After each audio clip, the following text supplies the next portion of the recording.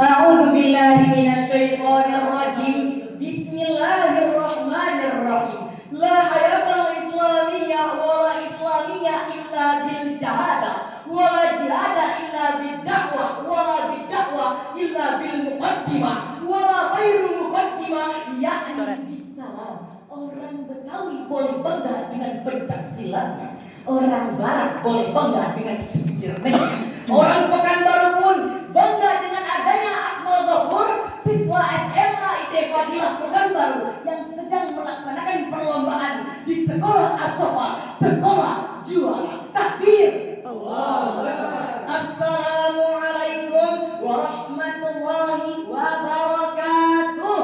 Waalaikumsalam warahmatullahi wabarakatuh. Hijau-hijau daun sawi jatuh ke kali. Mentang-mentang Akmal bukan anak Pak Jokowi, jawab salamnya lemah sekali. Assalamualaikum warahmatullahi wabarakatuh. Waalaikumsalam warahmatullahi wabarakatuh. Alhamdulillah wa kafa, wassalatu wassalamu ala habibil mustafa wa ala alihi wa ashabi ahli tuqa wal wafa. Subhanaka la ilma lana illa ma 'allamtana innaka antal alimul hakim. Puji syukur atas kehadirat Allah Subhanahu wa taala yang Maha Ghafur, yang nikmatnya tidak pernah terukur, walau oleh gubernur, insinyur, direktur, tukang kubur, apalagi tukang cukur. Betul? Salawat serta salam kita hadiahkan kepada seorang tokoh revolusioner yang merupakan the first and the best man, sang kekasih Allah berpangkat Rasulullah, bertitel Habibullah, putra dari Abdullah. Beliau biksu bukan dari Cina, beliau bukan dari Amerika, beliau bukan sarukan acak-acak nei-nei. Beliau adalah buah Siti Aminah yang lahir di kota Mekah pada tahun gajah. Siapa lagi kalau bukan baginda kita Nabi Muhammad sallallahu alaihi wasallam. Allahumma sholli ala sayyidina Muhammad wa ala ali sayyidina Muhammad. Matur sekelangkong para saja, para dewan juri yang arif lagi bijaksana, asatidz wal asatizah, teman-teman seperjuangan. Berdirinya saya di sini bukan sembarang berdiri, bukan saja memamerkan gigi, bukan saja memamerkan ketegapan saya di sini. Berdirinya saya di sini, insya Allah akan menyampaikan beberapa kata. Apabila kata itu dipatah-patahkan akan menjadi beribu-ribu kata, yakni dakwah di era generasi Z. Apa itu generasi? Generasi menurut Kamus Besar Bahasa Indonesia adalah turunan atau sekelompok orang yang hidup pada masa yang sama atau sekelompok masyarakat yang mengalami sejarah pada zaman yang sama. Bisa disebut generasi Gen Z, yang namanya generasi Gen Z ketika angka kelahirannya 1997 sampailah 2010. Itulah yang termasuk Gen Z. Betul? Jadi yang ingin saya bahas pada kesempatan kali ini cuma ada 4 sifat Rasulullah SAW sebagai contoh garis besar dakwah di era generasi Z yang dapat kita aplikasikan dalam kehidupan sehari-hari, dari bangun tidur hingga tidur kembali. Kenapa saya menyampaikan cuma ada 4? Kalau saya sudah sebut 4 berarti waktu pun habis. Kalau buah delima sudah melompat, jangan diletakkan di dekat kubis. Kalau tidak saya sebut 4, insya Allah materi saya sudah habis. Yang pertama, Nabi Muhammad SAW itu mandiri. Kenapa Nabi Muhammad itu mandiri? Beliau tidak tergantung kepada ayahnya, karena ayahnya sudah meninggal ketika beliau berumur 2 bulan. Beliau tidak tergantung kepada ibunya. Kenapa? Karena ibunya sudah meninggal ketika berumur 6 tahun. Maka orang yang paling mandiri dalam hidup Nabi Muhammad SAW. Berbeza dengan anak sekarang. Nasi di rice cooker tak terandilkan di dapur, sudah diletakkan di piring, tak mau juga 3 huruf. Ma, habis makan cuci piring, tak mau ke dapur. Ma, ada gula, sudah ada teh sudah ada juga air panas. Tinggal mengaduk-aduk pun, mak giliran mau babini, mak anak lahir, mak babini lagi, mak na'udzubillahi min.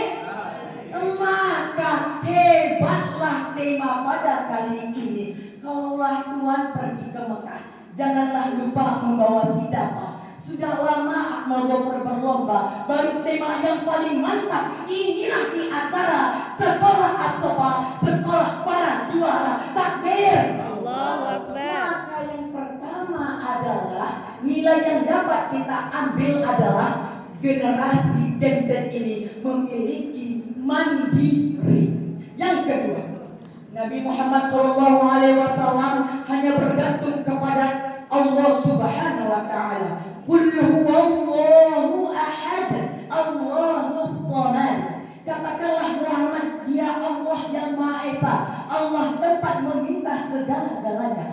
Jangan bergantung kepada makhluk, jangan meminta kepada manusia, nanti ujungnya pasti kecewa. Jangan meminta kepada tuyul. Idza arada syai'an ayyakula lahu kun fayakun. Ada nih ibu di luar sana, bukan ibu di daerah sini, mengatakan, nah tidur nak, cepat tidurnya, nanti susah bangun subuh. Begitu mengajarkan anak. Ini tidak, nak tidur cepat, nanti di bawah tempat tidur itu ada hantu, terganggu nanti telat pula kamu sholat subuh. Jangan seperti itu. Maka semua itu bangkitkanlah kepada tauhid. Yang pertama tauhid. Ketika pertama anak baru lahir, ada bapaknya mengajarkan ke telinga anaknya, asyhadu an la ilaha illallah.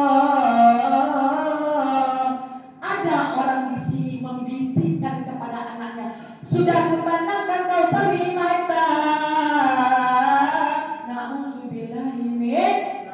Bergantung kepada sawit 25 tahun sawit direk plantek habis. Bergantung kepada PNS, setelah PNS pensiun habis. Bergantunglah kepada Allah Subhanahu wa Ta'ala. Iyyaka na'budu wa iyyaka nasta'in. Yang ketiga, bekerja sama. Nah, sebelumnya aku mau nanya, kira-kira Nabi Muhammad kalau kerja sendiri bisa atau tidak? Tidak atau bisa? Yang mengatakan tidak, innama amruhu idza arada syai'an ayyakula lahu kun fayakun. Tetapi beliau ditolong oleh orang tua. Siapa orang tua yang menolongnya? Abu Bakar. Ada juga anak muda yang kaya raya, Ali bin Abi Thalib. Ada juga anak muda yang bertenaga, Umar bin Khattab. Ada juga anak muda yang kaya raya, Ali bin Abi Thalib. Salah, Utsman bin Affan. Teman-teman ini janganlah nengok terpesona kali sama Akmal. Akmal aja salah tadi enggak dijawabnya. Oke teman-teman, maka daripada itu teman-teman sekalian, dewan juri sekalipun, posisikan diri masing-masing. Aku tidak kaya, tapi aku cerdas, Ali. Aku tidak terlalu cerdas, tapi aku bertenaga, Umar. Aku tidak bertenaga, tapi aku bijaksana, Abu Bakar. Aku tidak bijaksana, tidak bekerja, tidak punya harta, tidak berokok, tuh sama Abu Lahab. Na'udzubillahi min.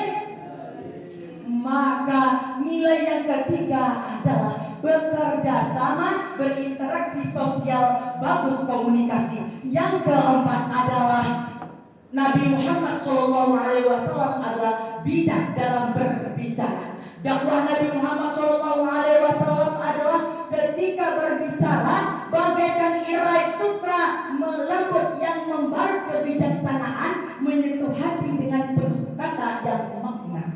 Betul?